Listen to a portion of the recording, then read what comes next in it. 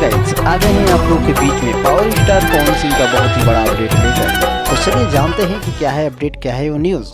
उससे पहले अगर चैनल पर नए हैं तो चैनल को सब्सक्राइब करके बेल आइकन को प्रेस कर लीजिए ताकि पावर स्टार पवन सिंह का जुड़ी हर अपडेट सबसे पहले आपको मिल सके।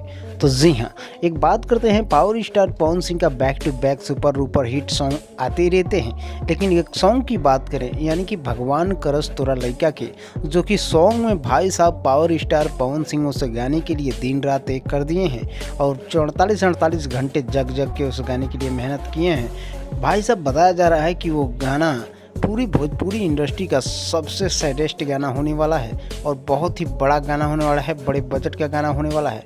उस गाने में पावर स्टार पवन सिंह बहुत ही बेहतरीन रोल अदा किए हैं और ये गाना भाई साहब बताया जा रहा है कि बहुत सुपर डुपर हिट होगा। तो हमारे चैनल को सब्सक्राइब कर लीजिए ऐसे ही बेहतरीन इन्फॉर्मेशन को पाने के लिए, और भाई साहब दबा के शेयर करिए इस वीडियो को ताकि जितने भी पावर स्टार पवन सिंह के फ़ैन हैं उनके पास ये वीडियो पहुंच जाए। तब तक लिए बने रहिए हमारे साथ, देखते रहिए देसी न्यूज़। मिलते हैं नेक्स्ट अपडेट में।